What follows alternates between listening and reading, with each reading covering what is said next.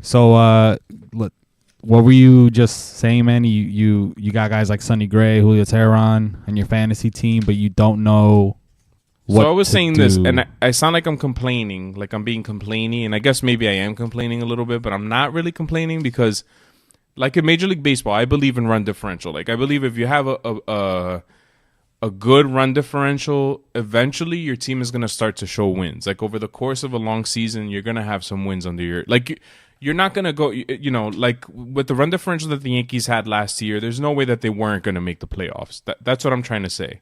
Yeah. So what was I? So what I'm saying is my point differential in my fantasy league isn't good, but it's not because I'm not scoring points. It's because I'm allowing a lot of points. And now the difference is that I can't control how many points my opponent scores. You know what I'm saying?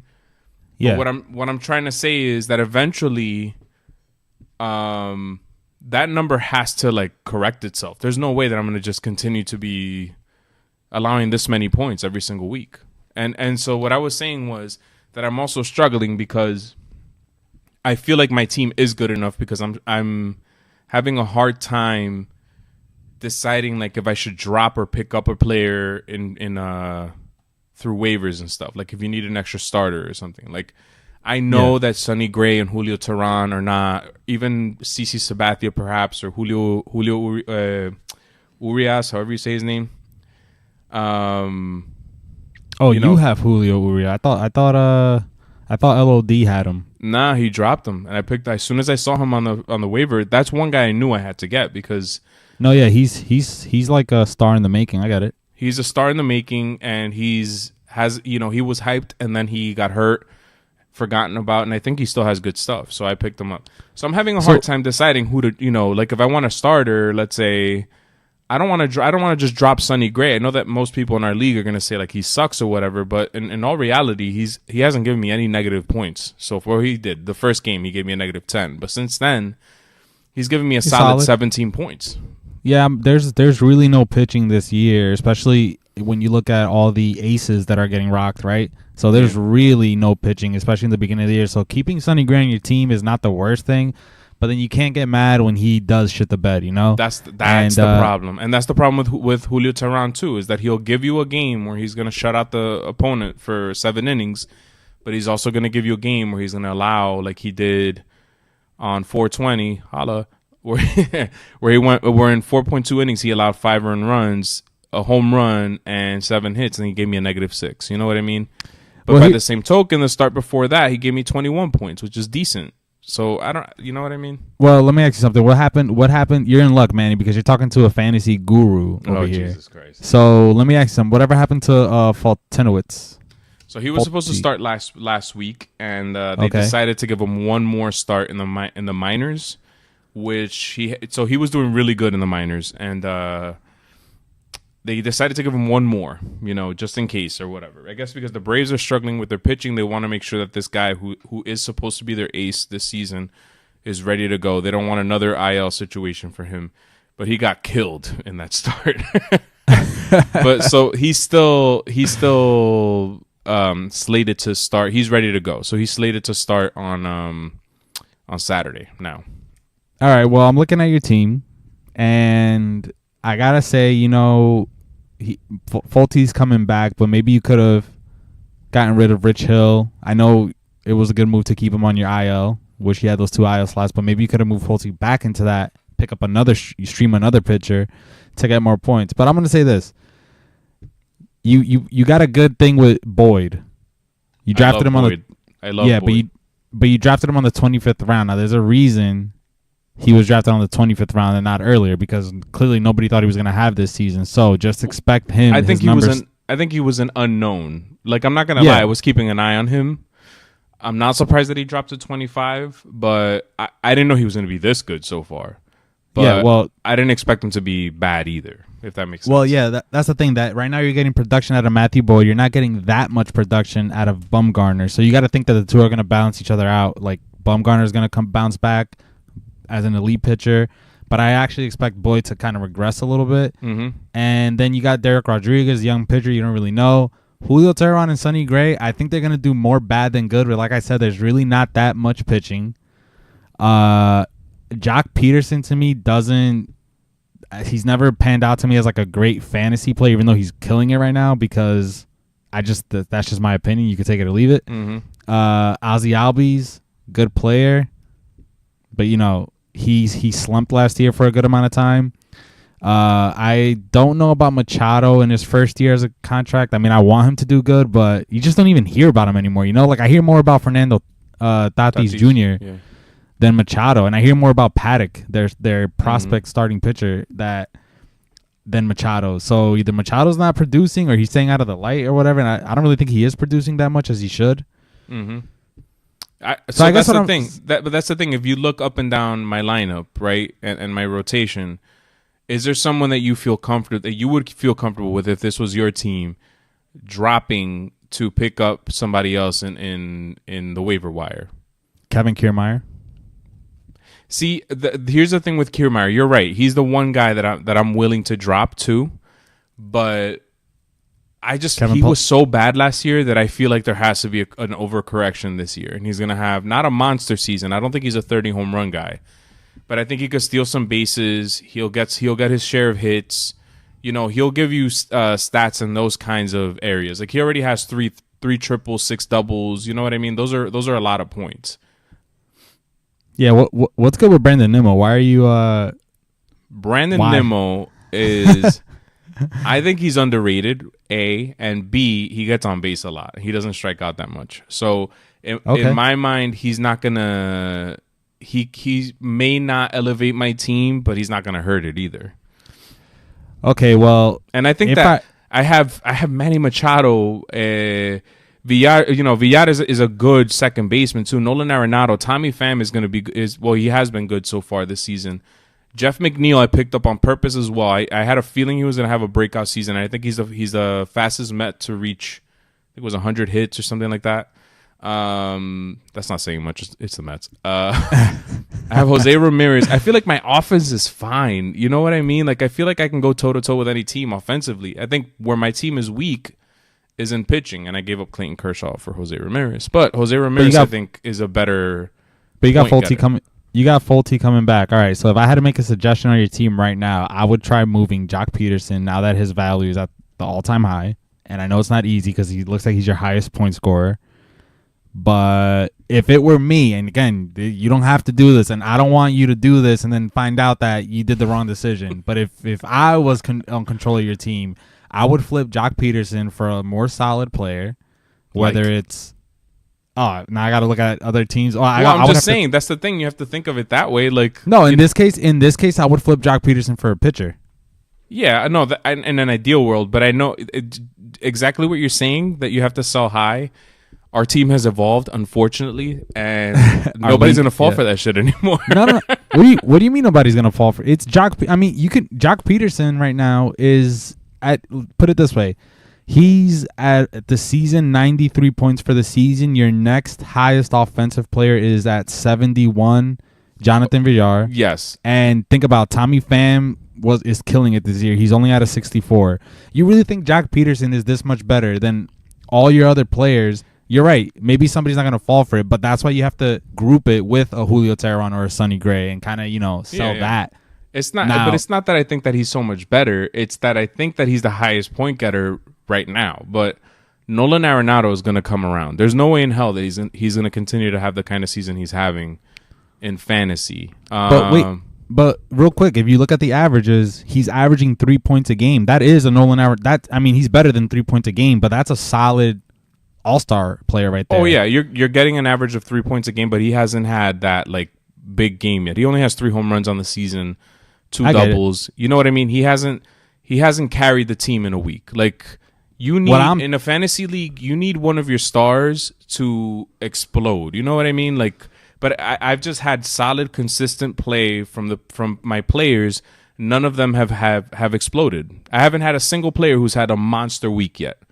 I'm just getting maybe Jock Peterson, Kike Hernandez here and there will give me a game or two. But as far as the Manny Machados of the world and Nolan Arenados, I just got Jose Ramirez. Even Madison Bumgarner has had good games, but he hasn't carried the team. You know what I'm saying? I get you. What I'm saying is 3 points a game is a pretty good amount of production, so don't expect Arenado and Machado to be Christian Yelich for like a month, because I don't think Christian Yelich can keep this up. This is crazy. Hell no. He's on pace. He's on pace to hit like 70 something home runs. Yeah. Well, did you see this? I forgot where the hell is. I saw it on Twitter somewhere. In the last list 80 of, like, games, projections. In the last 80 games, he has like 38 home runs or something like that. Yeah, it's crazy. That's half a season. That's on pace for 80. I hope. And at the beginning of the season, I said I said Chris Davis. Maybe not on the podcast, but I definitely said this in our fantasy league that I thought Chris Davis was going to hit 60 home runs this year, and I do think one of those guys might hit 60 home runs this year. I mean, Bellinger, Yelich, even Chris Davis. I think he's still on pace to hit 60 home runs. Yeah. He hasn't hit one in a minute, but Well, Chris Davis is suddenly he's hot all of a sudden. Well, I'm talking about Crush. Yeah. K. Chris with a K. With a K. Chris with a K. Yeah. Chris with a C is he's hot, but I'm not buying into that. No, hell no. I wouldn't touch that guy with your dick, if you know what I mean. All right. Get nice and graphic. We've been talking about your dick a lot today. All right. And let's take a look at your team, since you feel the need to dissect my team as if like you're some sort of fantasy guru or some shit. I like to think that I am a little bit of a fantasy guru, but go ahead, dissect my team. I brought you into this world, all right? I can take you out of it. God, it's hot in my room. I like my team, but it's not 100% right now, as you can see. The Judge injury really killed me. Starling Marte collides with his teammate, and he just got back from a day-to-day stint, collides with his teammate on his day back, 10-day DL. Joey Votto. You know what's funny about when you look at I was thinking this today because I was breaking things down, doing some research, because I am 0-3, although I feel like I should have squeaked out a win or two there. Like I feel like the Sandy game I should have been able to win that, and Gus's game I should have been able to win. But anyway, that's neither here nor there. It's a long season. We still have games to play. But when I was looking at stats, you can tell how people view baseball by the way your stats are. Like if you go on the standings and you sort like who has the most singles, who has the most doubles, who has the most home runs, stuff like that. Yeah, you're saying that the best pitching stats are for teams like the Crabs or something, right? Like pitching heavy. Yeah, because they believe in pitching. So they're gonna, and Luigi in the Dragons too. They always have really good pitching stats. Offensive stats, I feel like I've always had a lot of guys with home runs and a lot of guys with walks. And what do I happen to believe in? The whole analytics stuff, right? So it's weird. And then you always have guys that are slap hitters, a lot of guys who steal a lot of bases, things like that. Like it's really strange how it fits our personalities in a way.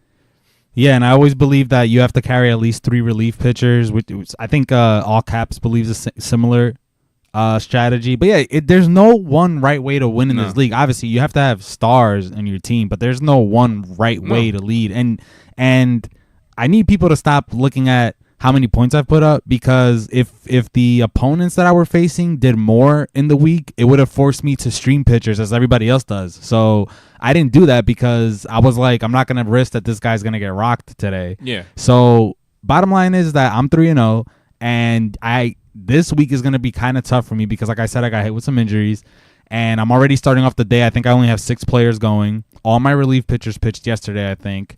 For some reason, my opponent has 2 starting pitchers and a full lineup, minus 1 guy that's like on the DL. Oh, today? And yeah, and I'm just like, and I this happens almost every week. I have like a day where I have like half my lineup, and I don't even have that many pitchers to start. So, yeah. Well, I think that you and I think last season toward the end of the year, I started making a lot of moves. But typically, I don't make a lot of moves either. I don't feel the need to do that. Like, Things got desperate last year, so there were times where I was dropping like all my good players and just picking up a ton of pitchers that were slated to start on a Sunday and shit. That trick you guys figured out, you bastards.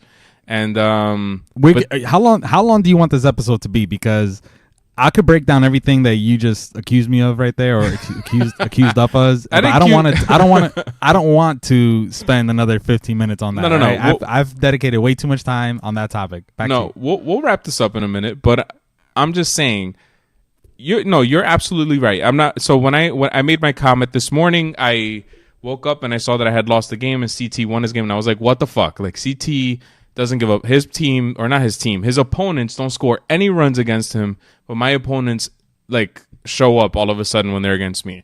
I know that has nothing to do with either of us. It's just me being a little bitch and complaining. So yeah, don't get offended by it. And like I said, at some point in life, you're going to lose a game. That it happens. And at some point in life, I'm going to win a game. There was one season where my team sucked. I think it was 2 years ago. And I rattled off like a 10-game winning streak. And I'm pretty sure that I didn't score a lot of points in that 10-game stretch.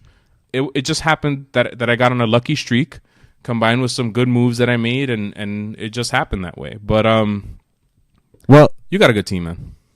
I'm a Bills fan. Do you think I complain that we have to face the Patriots twice a year? No. No, we rise to the occasion. we want to face the best. So I think things will start balancing out. It sucks, but that's why you have to try to win the ones that you're on the verge of winning. You need to pick up that pitcher. You need to do your research. Pick up that extra pitcher that's going to get you those 10 points as long as it's positive. Negative points, you can't. Obviously, they suck. But when I saw the kind of week that the Mexicos were having, you know, I every day I had to think, like, do I take the chance here? I took one chance to stream one pitcher, Ivan Nova. He got me -1 points. That didn't really make a big difference. But the point is that, you know, you have to make the effort to win that one. Take it day by day. Yeah. That's my advice. Take it day by day. Make the best effort that you can to win that game, because now, thank God I'm 3-0. I see a battle. It's going to be a battle for me to win this week, because I really do think Moby Dick has the best team on paper so far. It's going to be, you know, a battle to win it. But if I lose, at least I won the first 3 to give myself like a cushion. Yeah.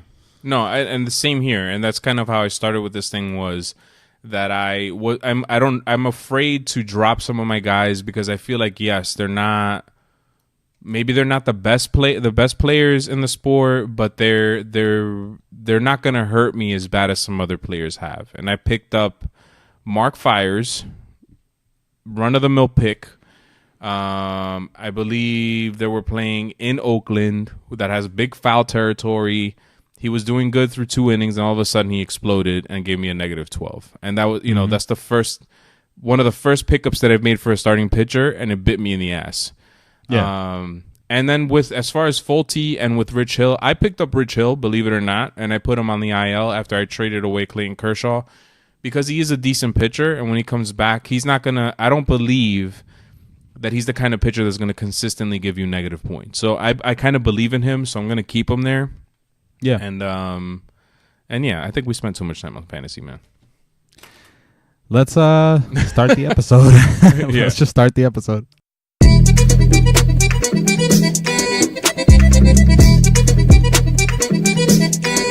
What's up, everybody?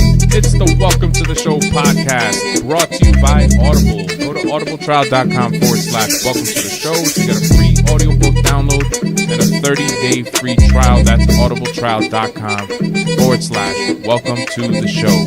CT, what's good? What's good, Manny? Good day for me. How is it for you? A good day, man. Why is it a good day? What's going on? Well, the Red Sox swept the first place Rays. So for at least today, since they don't play today, all is right with the world. Okay, let's hold on to that thought for a second, because we're going to talk about that a little bit later.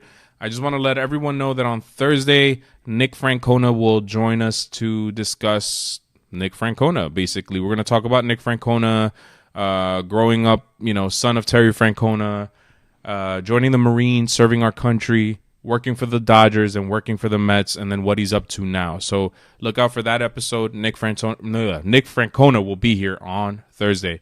And then for today, we're going to talk about Christian Yelich or Cody Bellinger, who's the NL MVP. We're going to talk about the Yankees. The injury bug continues. We're going to talk about the Red Sox. Are they back on track? We're going to talk about Albert Pujols and where he belongs on the all-time list.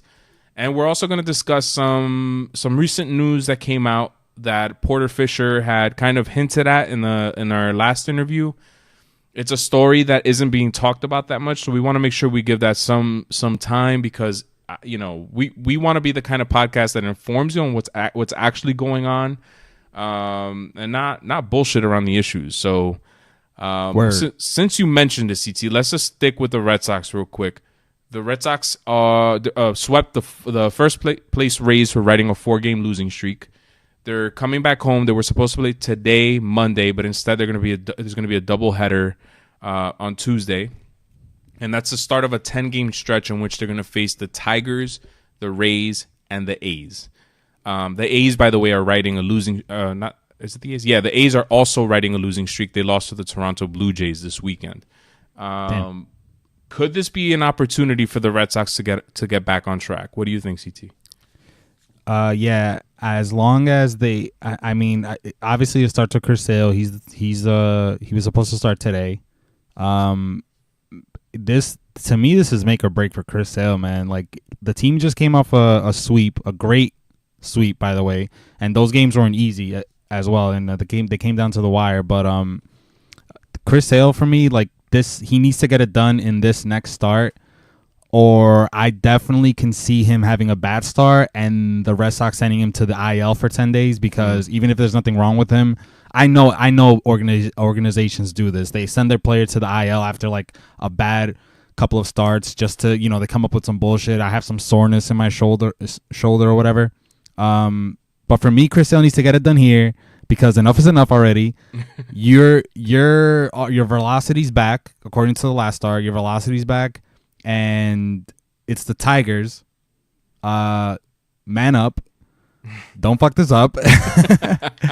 And as long as I feel like if we split the series with Tigers, I mean, we should win that series. But if we it's a 4-game stretch. If we split the series, I like it. I'm good with that because I can't ask for more. The rest of us have been asked to start the season. I would like them to win the series against the Tigers, but I feel like they need to focus on just winning 2 games out of that and then move on from there to the next series and so on. Yeah, I think that this is a good opportunity for the Red Sox. They typically play good at home, like any other team. They're facing a bad Tigers team, who, by the way, the Yankees couldn't really beat that much to start the season. But anyway, it happens. And Chris Sale, like you said, his velocity is kind of back. Like, against the Yankees last week, he was touching 97, and he got out of 2 innings where he looked like Chris Sale, and then all of a sudden he imploded. And sometimes guys just have bad starts. Maybe he is back, and that was just one of those bad starts that he's going to have moving forward. But something tells me that he's back. Something tells me that he's going to have a good start tomorrow if they give him the start against the Tigers, and we're fucked. I'm more. Nah, I don't. I'm not. I wouldn't say that. It just doesn't seem like anything is going right so far. I know it's just April. Mm-hmm. Last year, I remember April being kind of crazy because the Mets were killing it, the Red Sox were killing it, but at the same time, there was a rain out almost every day. We haven't experienced that yet. It's just April. I get it, but so far everything is just upside down. Yeah. For me, Chris Sale, I don't need the shutout start. I don't need the 10K start. I need him to just go 6 innings. Whether he gives up 5 to 6 runs, 6 innings, grind it out. Okay, 5 to 6 runs is crazy. I don't want that either, but I'm more interested in him going the distance than him K-ing everybody and, all that other stuff that comes along with being an ace. I'm more interested in him giving length because we exhausted our bullpen a little bit over the weekend. And shout out to Brazier for, stepping up in that closer role back-to-back nights against the Rays, and we got it done. It's just a weird fucking season so far, man. It is. Brazier, who came out of nowhere last year, is your best reliever, and he's pitching like a shutdown reliever. Like he's a real deal. Probably he might have the best relief stats in baseball right now, aside from Josh Hader. But which is where did he? I think didn't he like walk onto the team or some shit? I don't even know. I'm not even sure, but I'm not like looking at that bullpen, with Brazier and Barnes. I'm okay with that, but it starts with our starting pitching. Like that's still our strength in terms of pitching. Like it's not like you can make the argument for the Yankees. Paxton's been great, but their bullpen is still like that strength of the in terms of pitching. But yeah, I'm happy they stepped it up. But if I'm to believe that everybody's gonna start playing the way they're supposed to play, then we still need to improve in that department. Kimbrel. You okay? God bless you. Something in my throat. Yeah, I heard that. And then you hear news today that Nathan Eovaldi is going to be out 4 to 6 weeks. Something tells me it's going to be more than that. It's never just 4 to 6 weeks. He's having surgery, for God's sakes, to remove loose bodies in the right elbow. According to Bob Nightingale, this is a tweet from Bob Nightingale, who tends to get shit wrong sometimes, but how could you get this one wrong? The surgery is going to include shaving a bone in Nathan Eovaldi's elbow in hopes that it doesn't reoccur after missing 2 months in 2018 with the Rays. So does that concern you at all? So now you had a rotation that included Chris Sale, David Price, Nathan Eovaldi, Erod, and Rick Porcello. Suddenly you lose Nathan Eovaldi, who is probably your number 2, number 3 starter. Are you concerned about your rotation now? Hell yeah, I'm concerned, and I'm not confident in Eduardo Rodriguez. I've given up on Eduardo Rodriguez since like the mid last season. I guess the only positive, if I'm really trying to look at the silver lining in all this, is that Eovaldi had the similar injury and surgery last season, and when he came back, he was great. He was lights out, yeah. Yeah, and I don't even really know what to think anymore because, like, let me just complain about 2 things real quick. One thing is that we can't get mad at Nathan Eovaldi. This is who Nathan Eovaldi is. What we've seen in the last couple of days, even last season, he's either good or he's bad. He's not like a David Price that's gonna like give you just a normal start like a professional should. So this is what Nathan Eovaldi is. But something I need to understand is why did the Red Sox have Steve Pearce batting third in I don't know if it was Saturday's game or Sunday's game. I'm gonna tell you why. And a lot of Red Sox fans don't believe this. They think that Alex Cora is some sort of magician or some shit. But the Red Sox are just like any other organization. It's because of analytics. With the analytics, okay, cool, the analytics. But what analytics come into play when you have like we got JD Martinez batting behind Steve Pearce? If it's really about analytics, who gets on base more? Well, that's the thing. Isn't that the guy that you want more at bats? And this is where with me analytics goes a little too far. Like I am a big on analytics and stuff. For me, I feel like for me it's more of a comparison of players. But when you get to the nitty gritty of things, sometimes you go too far. And I bet you, I don't know this, don't fact check me, but I guarantee you that somewhere in the analytics, the matchups between Steve Pearce and whoever the starting pitcher was that day favored the matchup between the starting pitcher and JD Martinez or whoever it is you're talking to. But you and I know the eyeball test. This is where the eyeball test goes over analytics. That JD Martinez is a better hitter than Steven Pearce. So I don't care who the hell he's facing. I want JD Martinez to get more at bats. That's my bottom line. You know what I'm saying? I don't care who it is. I want my best players to get the most at bats. And you know what? Let me just throw this in there because I could be wrong about this. I'm like 50-50 remembering it that Mitch Moreland started the game and Steve Pearce came in as, to pinch hit for him. I guess maybe there was a matchup. But even then, Mitch Moreland is a way better option right now than Steve Pearce. You know what I'm saying? If it was a lefty-lefty matchup, fuck it, man. Like, that's not even a thing anymore in MLB, Like, nobody really does matchup to matchup things. Like, you either hit or you don't. And I think Mitch Moreland I think in MLB it is matchup to matchup, but it doesn't involve lefty righty. I don't think that exists anymore. I think it's more like, Mitch Moreland does good against Ted Bundy. Is that his name? Ted Bundy? What the fuck is that guy's name? Dylan Bundy. Dylan Bundy. Ted Bundy is a psychopath. Isn't Ted Bundy the married with children? No, that's Al Bundy. Al Bundy. Ted Bundy was a serial killer, I think. Oh, man. Yeah, I think he was a serial killer in the 70s or something. Maybe not. I feel like Ron Burgundy now. San Diego. He has his own podcast. I hear the commercial all the time, and I'm like, dude, like, give it up already, man. Who, Al Bundy? No, fucking this guy, the guy we just mentioned. Dylan Bundy? No. Will Ferrell's character. Oh, yes, Anchorman. Yeah, that character has a podcast. Not Will Ferrell. My God, what is his name? I watched his movie like 1,000 times. Will Ferrell as Ron Burgundy. Yeah, it's Ron Burgundy has a podcast. Yeah, right. It's Will Ferrell playing Ron Burgundy in a podcast. Yeah, Anchorman 2 sucked. Oh, what's the point? What's the point of all that? Whoa. All right, let's get back to this gets violent. Chill. All right, just relax and let's get back to your point here. Wait a second. You're not gonna sit here and tell me Anchorman 2 was a good movie, right? It wasn't a good movie, but the first time that you watched Anchorman 1, did you think it was a good movie? Yeah, I did. Oh, bullshit. Nobody thought Anchorman 1 was good at first. In the second viewing, you saw the genius in it, but the first viewing, I remember I went to the movies to see Anchorman 1 and I left, and I never leave during movies. I was like, what the fuck was that? And then I got high one day, I put it on, and it was like the funniest movie I ever saw.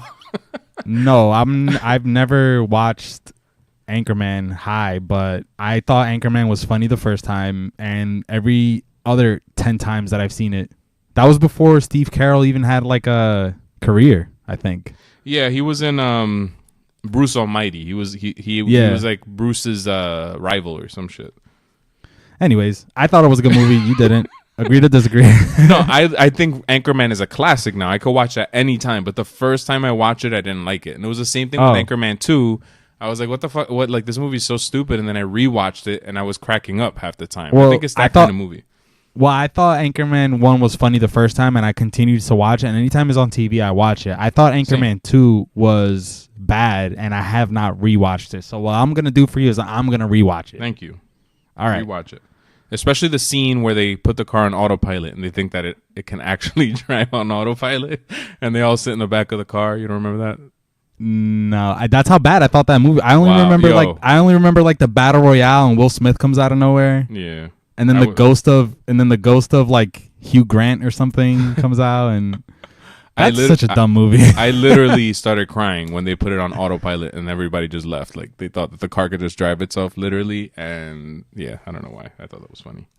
All right, on to the point. So, do you remember what we were talking about? We were talking about the analytics. Steve Pearce batting in the 3-hole. I think now that I'm pretty sure that he pinched hit for Mitch Moreland that day. But still, Mitch Moreland's been on fire. Like, he needs to hit over Steve Pearce at this moment in time. Mm-hmm. Manny, yeah. Okay. that's what we were talking about. Wow, I'm so lost. Real quick, I think the Red Sox are going to be fine though. I am worried about the rotation, but you know what? At this point, there's really not much we can do about it. We don't have that many options. We can't just go out and sign a pitcher that's out there or improve the bullpen, even though we technically can. But yeah, I'm not worried. At this point, there's nothing we can do about it. Yeah, I mean, I think that your team is just too good for it to be over this quick. And I think in the Yankee game, Michael Kay said something. I don't remember what the exact stat was, but at that point, I think it was the second game in that 2-game series against the Yankees, which, by the way, I hate 2-game series. I think they're so stupid. Just make it 3 or 4, and that's it. And the Red Sox and Yankees series, the opening one is always 2 games, right? I don't know if it's always 2 games. I know it was last year. But there's always a 2-game series in there. But anyway, Michael Kay made a point that where the Red Sox were at that point in the season, that I don't know how many X number of teams had been in that position, and only like 5% of them have made it to the postseason. So this is okay. So that's an interesting stat and a fact or whatever. But those other teams aren't the Mookie Betts, JD Martinez, Xander Bogaerts, Chris Sale. You know, they're not that Red Sox team. Playing in a division that, you know, the Yankees have all these injuries, and with the Rays, who I really don't see the Rays winning the division. So yeah, you're right. I don't know, man. I just don't see it. I wouldn't be surprised. No, the Rays have too many guys that are kind of like, oh, he's on a 40 on base streak, or like, look at this guy, he's the first Rays to hit 10 home runs in 20 games. Like, they have too many of those. Even though the Red Sox season was magical last year, the Rays just have too many like band-aids on things that are just like, you know, they're a pretend team is what I'm just saying. They're a pretend team. Ooh, okay. Yep. So yeah, okay. Let's move on to the New York Yankees, CT. Okay. The Yankees injury bug continues, and the worst thing that could happen to the New York Yankees has happened. Aaron Judge strained his oblique, and according to Aaron Boone, it was a significant strain. Initially, they said that the return timetable wasn't sure. Wow, I sounded like a dork there because I had a booger. His return time wasn't sure. Now they're saying that he's not going to be back until the end of May, at least. And we know the New York Yankees, I keep saying this over and over again. When they say that it's the end of May, that means he's not coming back until July, maybe August. I wouldn't be surprised. After the All-Star break, probably. Yeah, so he's officially the 13th player to land on the IL this season. Among those players are Severino, Sanchez, Ellsbury, Betances, Hicks, Andujar, Bird, Gregorius, Stanton, and Tulowitzki. I can't remember a team, and I know that they're my favorite team, and I sound like I'm making excuses. I'm not even trying to make an excuse. I'm just trying to make an observation here. I can't remember a team who's lost so many players before like this. Can you? No. Unless we're looking at like the Eagles when they won the Super Bowl, they had a lot of injuries, including like their starting quarterback. But in baseball, no, I can't remember. I mean, the closest thing was the Mets last year. Yeah. At one point of the season, but this looks like more like half the season. You guys are literally all these things. Your ace starter, your best player, your second best player, the heart and soul of the team, and Didi Gregorius, your rookie, contact hitting third baseman. You know what I mean? Like don't take what I'm saying as a Red Sox fan. Just listen to what I'm saying though. And this is my thing with analytics and everything that goes along with numbers, right? The Yankees have all these injuries, right? But am I supposed to believe that they're supposed to be, better than one game over 500 with what we saw in the first week and a half of when they had somewhat of a healthy team? You know what I'm saying? Not. They should not have lost games. You do lose games to the Orioles and the Tigers, but you shouldn't be losing series after series after series to supposedly bad teams. Well, you guys beat the Royals, right? So you beat the Red Sox. You lost a series to the White Sox, which to me wasn't your team is. Yeah, it wasn't your team is so injured. That was more of like a bullpen and pitching issue. In the beginning of the season, it was more of a pitching issue. Yeah, but that's why I think the injuries hurt so much, because you should have won those games. So now, now your team is diminished when you're going to go face good teams. What's gonna happen? You're gonna continue losing games. That's no. Yeah. I'm not looking into the future. Whatever happens from here on out, if the Yankees go on and don't even win 70 games, yeah, obviously that's injury related. But today, as we stand, they're 11-10, I think, right? Yeah. From what I saw from the beginning of the season till now, am I supposed to believe that if the Yankees had a full squad, they'd be that much better than 11-10? Because I mean, yesterday, your bullpen blew a 5-run lead in the seventh inning. Yeah, so I said that in a previous episode. The problem with this team... Oh, no, it was in that emergency episode. The problem with the New York Yankees is that they don't finish games. They don't know how to finish a game. And we're supposed to have... That was supposed to be the strength of our team, is the power and the bullpen. And the bullpen has let us down, and the power has been good. I can't complain about the power. But... Yeah. But the problem with the power is that we can't win games unless we hit home runs, because the only way this team can win games is if you're like killing the other team. But when it comes to close games, this team cannot hold a lead, and if they have a slim lead, they more than likely they're gonna blow it. And I don't know what the hell's going on. And I'm gonna be honest with you, like the way that the Dodgers were playing in the first week, they were just blowing teams out, right? Mm-hmm. That's what I mean to say. Like, am I supposed to believe that a healthy Yankees team was supposed to do this on any given night and win 120 games? So that's what I'm always trying to figure out. Like with analytics, you start putting analytics into your team. So what, your team's automatically 10 games better? How would anybody? No. That's the thing about analytics, is that the reason why analytics lends itself to baseball is because it's such a long season. Analytics can't. The way analytics works in baseball, it can't work in football because there's only 16 games. It's not that many games. Any team could lose. You could have a beast of a team in football and lose 4 or 5 games, and that's you still have a good record. A 12-4 record or a 11-5 record is good, but we've seen the Pats when Brady went down go 11-5, I think it was, and not make the postseason. Mm-hmm. Whereas in baseball, over the course of 162 games, if you follow the formula that the Yankees are following, you're going to win 90 games because you have the players that can hit the home runs and get on base. But then you get into the postseason where it's a completely different season. The sample size shrinks, and you go on a bad stretch where your players are slumping or whatever, and they don't have any other way to score runs. You're not going to win games. That's the problem with analytics. I get it. I was just saying that, as good as a team that you can put on a baseball field, how good would the Yankees be if they had a full healthy team? I still think we'd be looking at an 11-10, 12-9 type of team. And I'm not saying that they suck because of that. I still think that's fair, because even the Houston series, I know there were some injuries. You guys had injuries then, but the Houston series was lost because of the bullpen. You guys had leads going into those games late. Yep. And it was the bullpen. The bullpen, the only injury the bullpen has right now is Dellin Betances. So, yeah, absolutely right. I figured Chad Green and Ottavino and all these guys should be able to get it done, especially when you're playing these lesser teams like the Royals. But you saw what the Royals did yesterday. They lost the game anyways. But I don't know. Yeah, no, I agree. It's definitely very unfortunate, and I don't, I'm not downplaying it. It just sucks. The whole thing sucks for the Yankees right now. I agree that if the bullpen could finish out games, I said it in that emergency podcast, this team could, I believe, I don't know at this point, but at that point in the season, they could have had like a 9-3 record. But going into the 8th inning, the team has a lead, and they, a slim lead, or they're going with a tie, and they manage to lose the game. And championship teams don't do that. So, I'm hoping that this team can turn it around.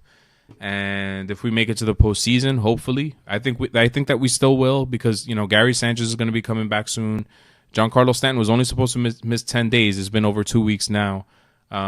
He should be coming back soon, and you should win games, even if Aaron Judge isn't on your team. You still have a good enough team that you should be able to win games. Yeah, but so what do they do now, though? Now, as they stand today, like, what do you think they should do? Oh, another thing too, man. It's unfortunate, but Jesus Christ, do the Yankees get some magic rolling in that team? I mean, Clint Frazier has been on fire.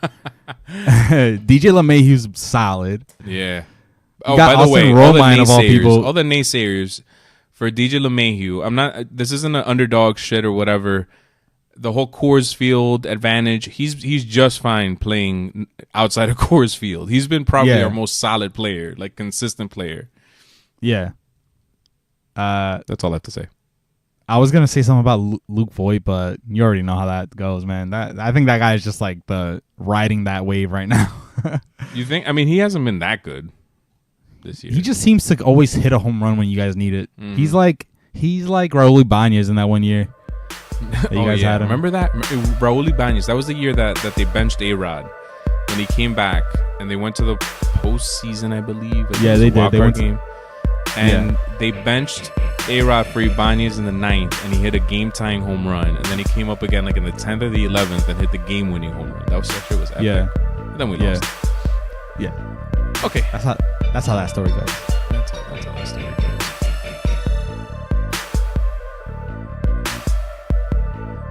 Let's talk about Albert Pujols real quick. Albert Pujols passes Babe Ruth on the all-time home run RBI list. So the RBI didn't start getting calculated until 1920. So officially, Babe Ruth has 1992 RBIs. With the whole David Neff thing, they went back and they calculated all the old ones. So technically, he has more than 2,000. But his official number is 1992. So Albert Pujols tied it with a double, and then he hit a home run to surpass Babe Ruth, and he stands alone in 5th place with 1,993 RBIs. He needs 2 more to tie Lou Gehrig and 3 more to tie Barry Bonds. So, my God, by the end of this week or in 2 weeks, Albert Pujols is going to be like, what is that? 4th, 5th, 4th, 3rd. He'll be in 2nd place by himself or 3rd place by himself. So A-Rod's in 3rd place, right? A-Rod, yeah. A-Rod is up there. I think it's crazy how Pujols could come up with the bases loaded and jump from 5th place on the all-time list to 3rd place or 4th place, whatever it is. But I just find it super weird that, that's how baseball is. Like 1,993 for Babe Ruth, 95 for Lou Gehrig and 96 for Barry Bonds. Like, and they played almost 100 years apart. Like, yeah, man. And by that's the a way, very interesting with thing. Pujols' decline, and he has declined a lot over the last few years with the Dodgers. If you're a believer in the RBI stat, in that regard, he's maintained a pretty consistent level of RBI production. Since he joined the Angels, he's driven in 100 or more RBIs 1, 2, 3, 4 times in. He's been there 8 years already, so half of his years there. Well, and including this one, we'll see what happens this year. And he's hit 40, 30, 23. His homer numbers are declining, but they're still decent enough. I mean, he's not hitting for average like he used to. He's not getting on base like he used to. But as far as power production, he doesn't strike out still. Yeah, he still doesn't strike out a lot like he used to. He still has more walks than strikeouts for his career. I guess that's just what Pujols is now. Like, he's not the worst player in the league. Obviously, he's not going to kill your team, but that contract will kill your team. Yeah. You know what I think with Pujols? I wonder, because he gets 600 at bats a year regularly. He's not had 600 at bats twice in his career, from what I see here. To me, that's astonishing. And one of those years, actually both of those years, he must have been injured because he played the fewest games of his career. Maybe Pujols at this point in his career, I don't know. He's probably hitting third or something. I bet. Maybe he should. Maybe he's more of a 5 hitter or something. Like, maybe his at bat should be limited. Maybe. I'm just surprised. What surprises me about him is for the type of hitter that he is, and for the type of hitter that he used to be, his plate discipline is not good. A 289 on base and a 286 on base for 2 years. That's not good. No, I know, and I just think that I don't know, man. Pujols fits the description of somebody that took steroids, man. I'm going to say it. He fits the description of the guys that took steroids and dominated for a decade and then just declined heavy. But again, I'm not saying he took them. I'm just saying he fits the description. Yeah, either that or he's not really 39 years old. Yeah, either that or he entered the league at 31 and now he's really 49. almost 60. Oh yeah, no, damn. 49, you're right. Yeah. That could be it too, man. Who knows? I mean, you're supposed to be in your prime like at 28 to 33. Yeah. I mean, what do you think? Where do you place? So here's the first question, and this is obvious. Is he a first ballot Hall of Famer? Yes. Okay. Do you think that he should be, like Mariano Rivera became the first unanimous Hall of Famer? Do you think Pujols should be? Don't give me what do you think they're gonna do. Tell me what you like. If you what would I do? Well, yeah, I know what you would do. You said yes, he's a first ballot Hall of Famer, but do you think he should be a unanimous Hall of Famer? I do think that he should be, but I don't think he will be because of how he's played in recent years. I agree. But I mean, there's only one other guy if you average out his production his first 12, 10 years, whatever it was, and you look at what he won 3 MVPs, and I think every time he came second, Barry Bonds won it. Yep. So you could make the argument if Barry Bonds didn't exist, we're looking at a guy that could have won 5, 6 MVPs, right? Whatever. He hit for power, hit for contact, everything. Dominated as a right-hand hitter, like completely. So to me, and I've always said that if you produce for 60 seasons, I'm looking at it like 6 seasons. He produced for more than that, like 12 seasons. Yeah. For me, that's just instant Hall of Fame. Now you got a guy that did more than that. That to me should be, first ballot, unanimous, all that stuff. Played the game the right way. Never got caught for doing anything bad. I guess the only bad thing you can look at, and again, 3 World Series.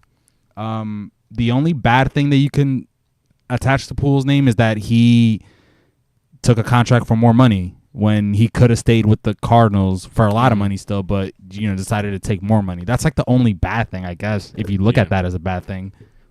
But yeah, to me, he should be unanimous. I don't think he will be, though.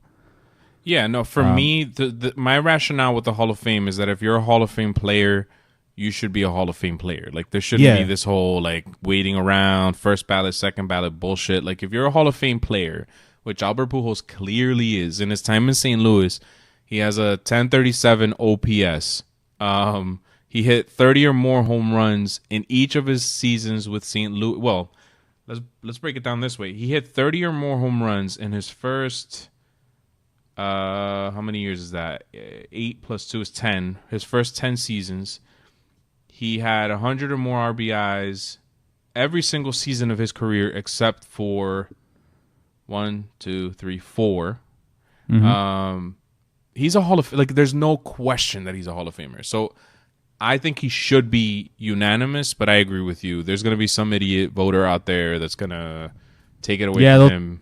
They'll tell you they'll use like his last 8 years of his career as like a reason why that, you know, what Hall of Famer do you know did this and that, only batted 200 or whatever. But we know. And I would say to them, how many Hall of Famers do you know? Nobody. How many Hall of Famers do you know that had a stretch like Pujols had? I bet you that if we can go back in time, and which we can technically, and look at a player's first 10, 11, or 12 years or whatever, I bet you that Pujols would rank number 1 in almost every category. Yeah, not even just the first. Use any player. Use the okay, maybe besides Barry Bonds and like, you know, those super duper Babe Ruth status type of guys, but even Albert, I consider Pujols up there in terms of a hitter, and obviously he was a Gold Glove fielder as well. But let's just talk offense because the offense is what's going to get him into the Hall of Fame. But take any player's best 10 years throughout his career, scattered throughout his career, and just compare them to Pujols' first 10 years, and you know, I doubt that there's anybody that really compares besides like Barry Bonds or, again, like Babe Ruth. I agree. Maybe Trout now. 100%. I agree. I think that he ranks up there as one of the greatest of all time. Like, I know we say that, about a lot of players. Like, we say that about Alex Rodriguez too. You know what I mean? I think that Pujols is above A-Rod. Like, that's how good he is. As a hitter, yeah, I would put Pujols above A-Rod. Not defensively. Yeah. As a hitter, yes, I agree. Yeah. I think it's like Ruth, Bonds, in terms of like domination, like a player who dominated. I think it's Ruth, Bonds, Pujols, and it might be Trout coming up next. If we're looking at numbers, yeah, I guess you got to put Babe Ruth up there. I don't like to throw out names like Babe Ruth because I didn't see him play. I remember Barry Bonds in the majors, and it was ridiculous. So, yeah, I put Barry Bonds 1, a little cushion. Then I'll put Pujols. And then third, maybe Manny Ramirez or A-Rod. Yeah. Crazy, man. Just his offensive production was just otherworldly, man. Like, it's at a point where you just reach GOAT. For me, it's where you reach the GOAT status, and I don't like to make a list after that, you know? Yeah. It's fun to like debate and stuff. Do you think Pujols is GOAT status? Yeah. Yeah, 100%. There's no doubt about it. No doubt. So that's why, you know, people like to compare. It's impossible to compare. Yeah. These different positions, different eras, different teams, you know, different sides of the plate, different stadiums. So to me, if you did otherworldly Hall of Fame shit, then you're just at that GOAT status. You just get to sit at the table, and that's it, you know? Yep. I concur. All right. Speaking of GOAT status, maybe we can make this a quick one so we can give the Biogensis story some love.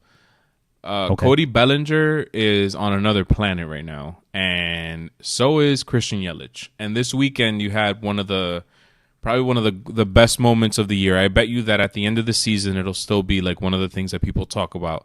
Yeah. The Brewers faced off against the Dodgers. Yelich smacked what would have been his 14th home run of the season, which would have been league leading, as he still leads the league in home runs. And who robs him? Cody Bellinger. Yeah, yep. And then what does Cody Bellinger do to finish to top off the game? He smacks a home run off Josh Hader. Josh Hader of all people. Was it Josh Hader? I know he hit a home run off Josh Hader in the weekend, but was it yesterday? I forgot. I was in the middle of like an Easter war. Yeah, no, it was. You know? It was off of Josh Hader. And so this I mean, that was like beautiful. It's like beautiful baseball right there. So that sparked this question for me. It's early in the year. It's only 23 games in for each player. Who's your MVP right now?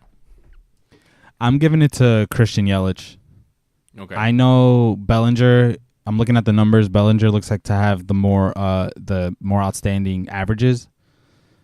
But I don't know, the fact that Christian Yelich got his MVP last year and he's outplaying himself to start the season, I think is pretty crazy. And I can definitely see Christian Yelich keeping it up the whole season. Just because Cody Bellinger fell off last season, had like a not the greatest sophomore season, I'm gonna go with Christian Yelich. And what do as you my say? MVP. What do you say to people that will bring up that Christian Yelich has hit 13 home runs, but all of them have been at home? I would say, why are you bringing this up to me? What's your argument? that maybe his numbers are inflated by Milwaukee. Nah, man, but like again, where are the other 13 home run hitters on the Milwaukee Brewers lineup? Mm-hmm. And no, that's just no. And by the way, Christian Yelich, what's the stat that I saw the other day? If he hits one more home run, I think he ties Pujols for most home runs before. Oh, no, he had to do it already. I think he's on pace to hit the most home runs in April. Doesn't matter how he did it. Like it's on some other shit right now. Yeah. You know, it doesn't matter how he did it. And that's another argument for things like Coors Field. For all those games played at Coors Field, nobody has hit more home runs than Christian Yelich has, I guess, at this point. Yeah, in April. And there was something else that was crazy about Christian Yelich's streak, is that I think something like 8 or 9 of those home runs have been against the St. Louis Cardinals. Yeah, a division rival. It's almost like, I don't know, there's just something about this kid. I don't buy into the home road splits with him either. I'm looking at his home road splits, and there is a big difference. But I don't think that's what makes or breaks this guy. You saw him in the postseason last year. You saw him at the end of last year in the stretch. He carried this team. You have to win games at home too. And like you say, I think that's the argument that topped it off for me when I used to bring up splits and shit. Who else can you name in a Milwaukee Brewer uniform that has put up the kind of numbers that this kid has put up? I saw something on Twitter yesterday. I wish I had it in front of me, where in the last 80 games, I think he's hit like 38 home runs. Like he's on one of these unbelievable stretches that you rarely see in baseball. And enjoy the ride, people. Yeah, and I also say with those splits, it's still early, so I think they'll be closer to each other as the season goes on. But I think it's so early that maybe his splits look really, really bad away because he's probably only played 10 games away or whatever it is at this point. Mm-hmm. So I think throughout the season they'll be more normal. But for me, Christian Yelich is just, I feel like he's on a highlight every day. Just so is Bellinger. I get it. It's crazy, but man. I'm giving it to Yelich so far. It's really crazy, and it highlights something that we've talked about before. It highlights what the hell were the Marlins thinking? Could you imagine if this team had stayed together, and these players would have panned out the way they're panning out right now? I know. It's like I almost want to give Marlins credit because they clearly had a plan that would have worked if they blew it up, and they got nothing in return for these guys. Yeah. It's not like they're one of the top free agent markets. They're not the worst, but they're not the best either. Yeah, I know what you mean. And what about Ozuna too? Ozuna's been killing it lately too. Yeah, man. And Ozuna, I understand that Ozuna's not like an elite talent, one of the top players in baseball, but he's not a guy that's gonna kill you either. He's gonna win you a game or two, throughout the season. These are guys that you add to a lineup and they make you like that super team, like he's a complimentary player. He's a good one. So it's like you said, they had a good thing over there, man. It gives me hope that they know how to get back there. Well, it's gonna take a while, but they know how to get back there. The Milwaukee Brewers are I would say that currently, right now, over the last 80 game stretch, I think that the best player in baseball is Mike Trout, but currently, Christian Yelich has taken over that mantle, at least for now, and he's getting paid this season $9.75 million. He's signed with the Brewers until 2021, and then there's a team option, which clearly they're going to exercise. They're not going to let this guy walk away. He's going to make $12.5 next year, $14 million the year after that, and $15 million the year after that. So last season we were talking about how underpaid Jose Ramirez is. this guy is like was probably the most underpaid player in baseball. So they have themselves the best player currently in baseball at a bargain price. Like, you can't beat that shit. No, yeah, and by the time he gets to sign that contract, he's gonna be like almost 30. So it's gonna be interesting. Yeah, it's gonna be interesting to see because like we're looking at. I mean, if he keeps this up or anything close to it, we're looking at Trout 2.0. So it's like, what is MLB gonna do for him when it's his turn to sign his contract, or are they gonna extend him now? Yeah, well, and by the time he becomes like 2 years left. Yeah, you're right, and maybe they should, especially with Trout. Especially since the CBA is set to expire, I think, in 2021. So he'll be a free agent after the new CBA is agreed upon. Or who? I wonder. Well, yeah, these guys get paid if they're on strike. I think if they go on strike, he may not even get that money in the end. So he might be screwed in the end. Who knows? I mean, he has $26 million. Wait, no, that's more than that. I'm not adding that correctly. Yes, to this day, he has $26 million to his name. So he's not gonna die, but. in the scheme of things. yeah, I got you, man. I got you. You know what I'm talking about? All right. All right, CT, I wanted to give some time to this recent report that came out in the Miami New Times last week by reporter, what's his name? Iannelli of the Miami New Times. He came out with a story that it turns out that Tony Bosch and his father, Pedro Bosch, are still in business. They are currently operating an anti-aging clinic in Miami, Florida, called Nuceria. Tony Bosch is listed as the founder, and his co-founders, Michael Junko, and there's a woman in there too. I can't remember what her name is, Samantha something, are listed as well. And it turns out that this reporter found out that Tony Bosch is a founder of this clinic, and that one of his clients is Antonio Brown. And the way that he found out is because Antonio Brown posted a video on Instagram of himself working out with a teammate of his, and off to the side was this guy Michael Junko, who's a co-founder of Nuceria. And then he delved in deeper, and he found that in Nuceria's Instagram that Antonio Brown and Michael Junko later on in that same session started working out together. They were tossing the medicine ball at each other. Yeah. And then Antonio Brown's spokesperson came out with a lame-ass excuse that Michael Junko just so happened to be at the same gym that he was in and that he was just playing with him. He doesn't know who he is. It's a crock of shit. You don't just all of a sudden, this guy's not just hanging out in your workout session off to the side and all of a sudden you say, hey, Mike, why don't you let me throw a pass at you or whatever. You don't just say that to any random person. How do you even know this guy's name to begin with?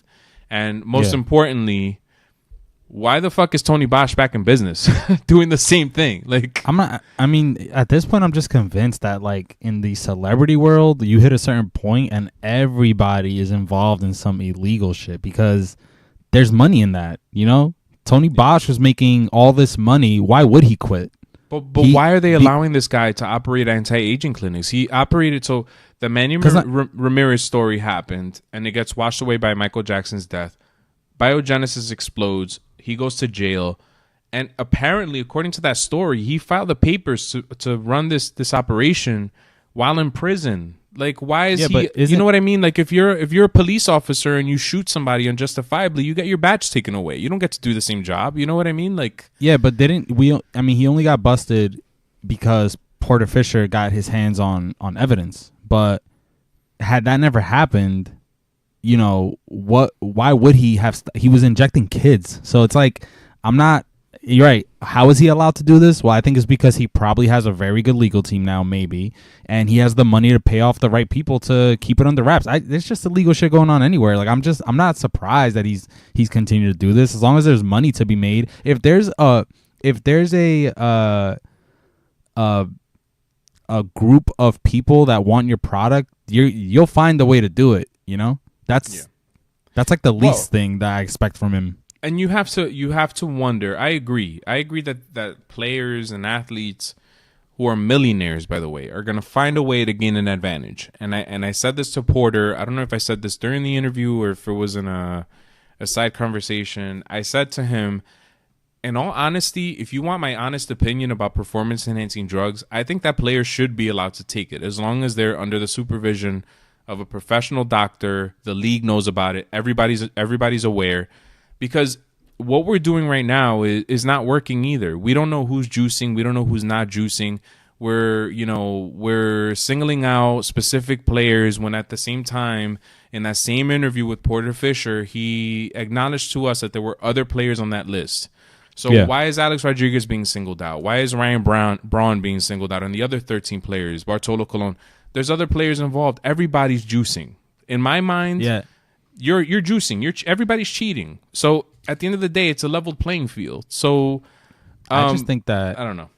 Yeah, I just think that everything in sports now, it's gotten so big that you can pretty much question everything. Like, I think everything just comes down to money. That comes down to the refs, to the umpires, to these betting things that are going on now that are being legalized. Like, I literally think that as long as there's a profit to be made, you're going to squeeze everything out. Why are these players taking performance-enhancing drugs? Well, because it's going to equal to a bigger contract in the end. And I don't think it stops there. I literally do think that officials in sports, I mean, how many times are we going to see these ridiculous calls in any major sport that you like where the refs are blowing the game in one way or the other? You know, I just think it's all related to the dollar sign. Then then we have to stop bitching when a player gets caught, because honestly, no, that's why I don't. We know the MLB does shady shit. You know, who knows? They have like a whole army of legal teams to fight shit like that. They sweep things under the rug when things go bad. So it's like, honestly, if I feel like these players, it's literally like the players versus the league. The players want more money because the league is making more money. The league doesn't want to give them more money. I don't know. It's a mess. It all comes down to money, though. Yeah, and this is where I get baffled, and this is the point that I was trying to make before, and then I got lost. Is you're millionaire players, and you're with Alex Rodriguez going to Tony Bosch to ask him to give him the Manny Ramirez treatment or whatever. Manny Ramirez, who was caught, by the way, even though it was his own fault, he still got caught. And you're going to go to the same doctor to ask for the same shit. Then you get caught, and it blows up into one of the biggest scandals in Major League Baseball. And now you have a player in the NFL going back to that same guy who has gotten caught 2 times before. Like, you have millions you can't find somebody else who's going to do this for you. Well, the thing is, isn't this is what I was trying to say before. Isn't everything Antonio Brown goes into the office to meet Tony Bosch, but once he sets foot in that office, we don't know who he sees. That's all classified information. Yeah. So, but we can assume based on Tony Bosch's history that some shady shit is going down in there. Oh yeah, we can assume that this is, obviously we're not dumb. That's probably exactly what's happening, but as long as there's no like hard concrete evidence like what Porter Fisher got his hands on in that whole Biogensis scandal, they can pretty much do anything they want. You know, they can get away with anything they want. He can go into that facility. Tony Bosch's name could be in it, but there's probably like 6 other doctors that he can say he's meeting. And once he's in there, he can say he's there for something else. But in that room where it takes place, you know, that's all patient information that's protected by it's protected by the law. So it's like they can I'm gonna be honest with you, like I never thought that Tony Bosch stopped at any point while this was going on. Me neither. It blows my mind that he's back in business. I don't think he should be allowed to run anti-aging clinics, given what he's done, not because of the baseball players, but because of, injecting children and police officers and judges and shit like that. My point with this is A, why are players still going to this guy? And B, I don't know what B is. Okay, so this is what I think. I think as big of an idiot as we think Tony Bosch is, he clearly has either he has the best product or he's the one willing to do the most illegal shit to get you that product. Because remember, he was getting his shit on the black market, right? Yeah. So either Tony Bosch is freaking, Walter White. From Breaking Bad. Yeah, either he's Walter White from Breaking Bad, where he's giving you that 99.9 blue product of meth He's more like methamphetamines. Gus. He's more like Gus for Ring. He's like the guy who gives you the shit. Okay, maybe he's Gus, and you're right. He has the guy that. What I'm saying is, eventually Walter White becomes Gus and more, right? Yeah.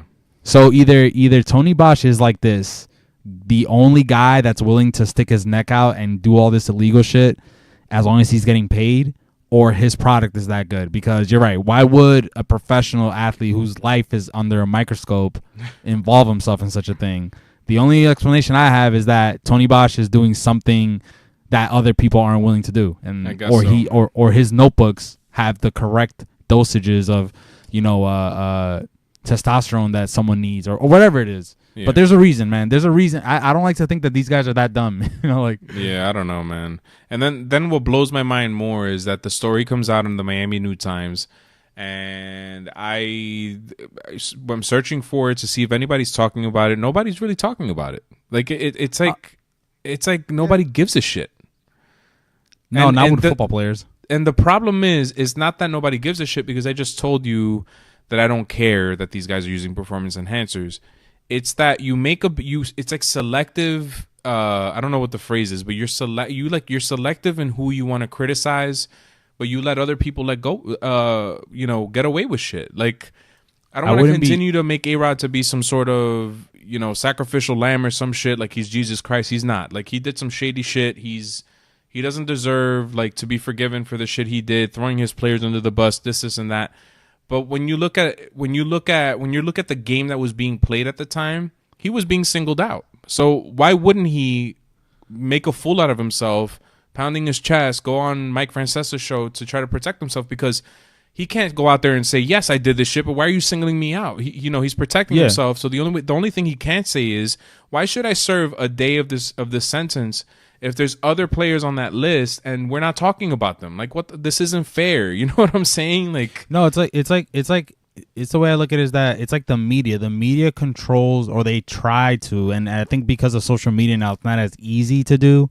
But basically, it's like they control everything. They show us what they want to show us, so we start forming our opinions about certain things because of the media. I personally think that if you don't, and what I mean by play ball is like you're gonna bend over and let MLB just fuck you. Like, my bad, that was really all good. That wasn't a good thing to say in this podcast, but you're gonna basically play by their rules, or they're gonna start this campaign against you. I think that's what happened with A-Rod. Remember over the summer when we interviewed that guy about Babe Ruth, how the whole press was out to make Babe Ruth look like a bad guy and stuff when he really wasn't. That's what I think it is. Yeah. So, I lost my train of thought because and I think that it's the media's job to report on the information that they're given. So I can't really just blame the media, but it's the people behind the scenes. And to me, the people behind the scenes, as much as I love baseball, is Major League Baseball. It's Rob Manfred and his office. And they knew exactly, and at the time it was Bud Selig. They knew exactly what the fuck they were doing. And Bud Selig needed to clear his name, and Alex Rodriguez was his ticket to clearing his name. And somehow the man got himself into the Baseball Hall of Fame, and he doesn't belong there because he allowed this shit to happen. And then when the shit hit the fan, Alex Rodriguez was a scapegoat. I'm sorry, man. That doesn't fly. And now with Rob Manfred, he's no better. I'm sorry, guys. But these guys are corrupt, and it's frustrating, man. It's really fucking frustrating. You ever just watch these random athletes just cause drama out of nowhere, like the whole Antonio Brown thing? Antonio Brown is a drama king. Yeah. Do you ever think that this is just like written in their contract somewhere, like, hey, we're the NFL, at some point we're gonna need you to just start acting crazy because we're gonna need to generate some buzz, you're one of the most polarizing players in the league? Like, do you ever think that's a thing? Because I just find it crazy how there's never a dull week in sports, and it's either game related, like something that happened in the sport, or player related, and it's always like the player versus the organization versus, like, I don't know. It's a repeat. It's every week is a repeat. So Antonio Brown, what's funny about this whole thing is that Antonio Brown's personality kind of fits A-Rod's personality a little bit. If you think of it, he's a lightning rod, just like A-Rod was. Like, inserts himself into every story. He's like the league's villain. but he's amazing. You know, he's one of the best wide receivers in the NFL. But see, Antonio Brown became the villain this year after he started speaking out about all this stuff. This is what I'm saying. I never looked at Antonio Brown and thought like, this fucking guy, like what a cocky asshole and all this stuff. Why am I cursing so much? But he became that, and that's what I'm talking about. There's players that out of nowhere just start doing all this random shit, like Kawhi Leonard. Why did he take himself out of the season? Was he that greedy that he wanted, there's nothing wrong with that. He wanted to protect his future, but it was not in his character until out of nowhere, Or this dude from the Steelers that sat out for the year. Le'Veon Bell, that was more of like a contract issue. I feel like he wasn't trying to cause drama. I feel like Antonio Brown went out of his way. Like he did interviews. Yeah, I know, but Ben Roethlisberger under the bus. What did he sit out for? Because it's not like he got like this insane contract in the end. You know what I mean? It's like here's a random example I'm going to give you. And this is why I hate the NBA, because the NBA is full of little things like this that I'm just convinced that it's being done on purpose. On the last game of the season, Anthony Davis wears a shirt that says "That's all, folks." Yeah, and then shit like that, and he says that like somebody dressed him or something. Yeah, shit like that is what I'm talking about. It's just random little things where someone can write a headline and make us engage and just debate and all this stuff, and it's unnecessary. It's just stupid. So I don't even know where I was. What do we even talk about right now? I don't remember. Man. We were talking about New Syria and how not baseball. How is it that Tony Bosch is allowed to basically run the same kind of business, and why do these athletes keep going to him? Yeah, and to just sum everything up, you're right. I think everybody's taking something, but I think that they're taking something because there's just every aspect of the game that we're watching, there's some shady shit going on. Like, I just think everything is corrupt. I'm convinced that the majority of what we're watching is corrupt, even down to like the children that they stick in commercials to make us,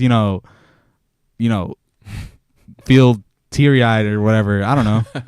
Well, I think that, and okay, so I don't want to say that it's okay to take PEDs. When I say that I don't care, it's that these are grown-ass men, and we can't tell. I'm sorry, guys. Just because there's drug tests, it doesn't mean, and guys are not failing them or whatever, it doesn't mean that they're not juicing. A-Rod is your perfect example. Barry Bonds, Mark McGwire, Sammy Sosa. Failed. None of those guys ever failed a test. And if there was enough of an advancement to game the system at that time, what do you think is going on now, man? You know what I'm saying? Like, there's a way to cheat the system, and the nature of sports is that you do whatever you need to do to gain an advantage, and that's always been the case. Before the steroid era, guys were taking greenies, and there are reports of shit of that. Like, some guys didn't even like taking it because it made them feel too jittery, give them too much energy and shit like that.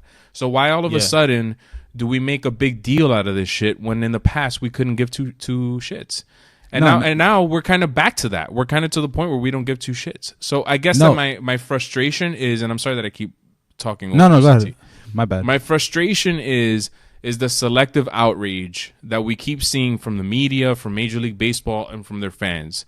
I don't think anybody gives a shit about these performance enhancers. I think that everybody's just, you're looking for a character to assassinate, and at that time, Alex Rodriguez was that character that you wanted to kill. You wanted to shoot down. And I think that today, I don't know who it is today. Who's the player that people hate? Is it Antonio Brown? No, I would say it's like, I thought we were talking about, if I had to say baseball, Machado and Harper probably.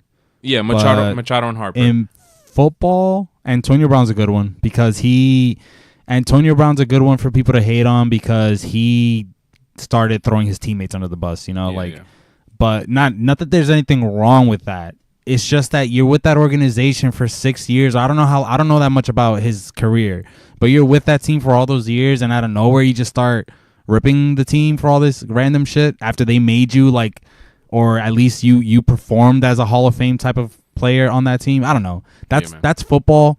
In baseball, I'm just gonna say this.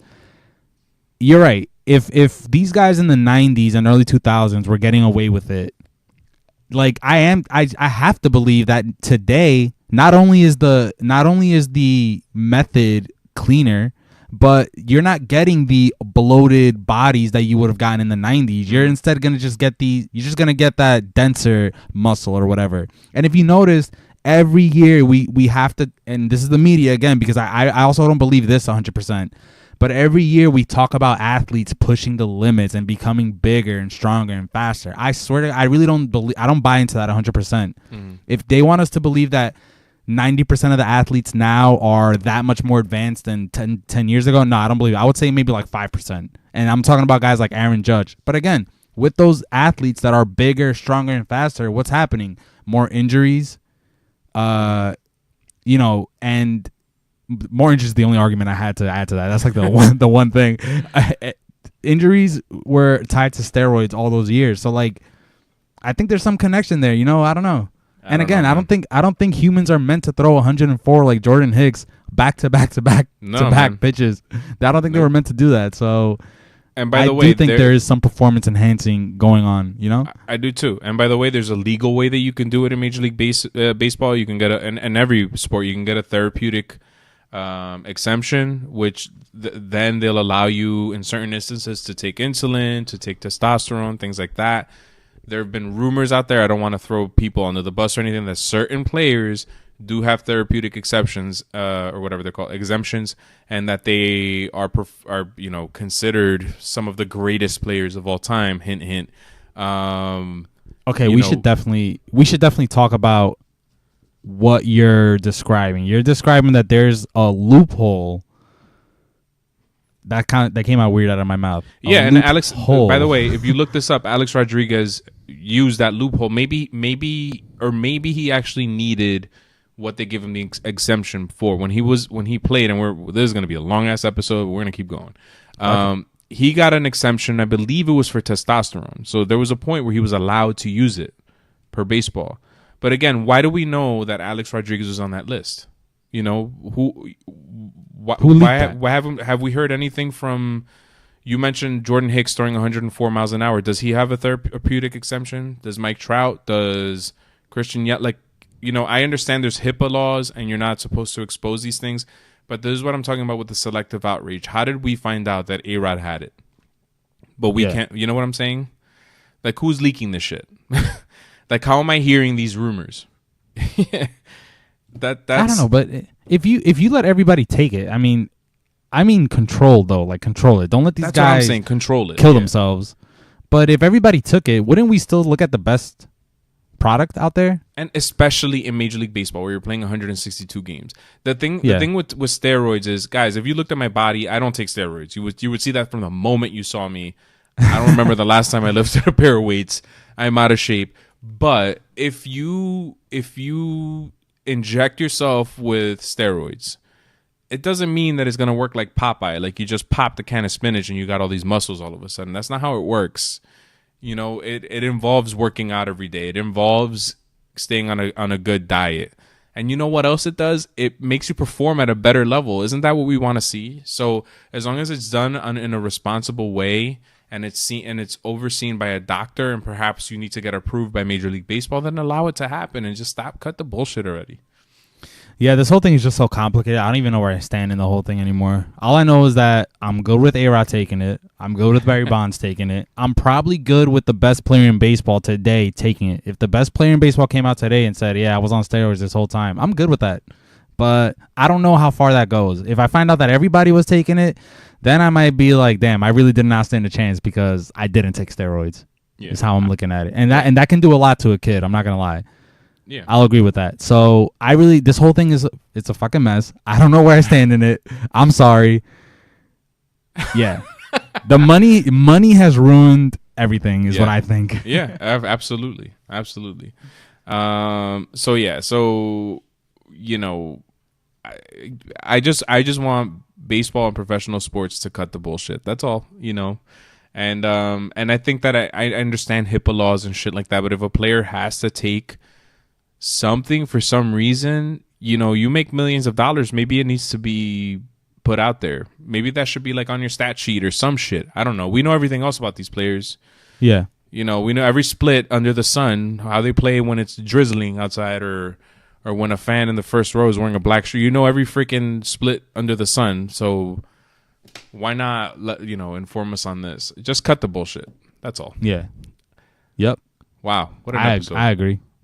Yeah. Trying to go for the 2 hours or? I don't know if I can, man. Me neither. I need to start with sitting on a pillow. I'm sorry. Yeah, I'm starting to. My face is leaning on the microphone. Like yeah. I'm kind of like I'm dying a slow death, and I'm sitting in a leather chair, and my legs are stuck to it. So I'm afraid when I have to stand up from the chair, it's gonna be a situation. Yeah, come June is gonna be kind of rough to do these episodes because my room is hot. Oh man. All right, let's sign off, Mr. CT. The Welcome to the Show podcast is brought to you by Audible. Go to audibletrial.com/welcome to the show to get a free audiobook download and a 30-day free trial. That's audibletrial.com/welcome to the show. And for more exclusive deals like 10% off of KD Custom Kicks, 10% off of Top Velocity, to try hymns for $5 for the first month, go to WTTSpod.com/save. That's WTTSpod.com/save. Don't forget that on Thursday we have Nick Francona on the show, and our music is by VM Varga and Rapturnal Music. Artwork is by Luigi Gomez. I'm Manny Gomez. Peace. Peace out.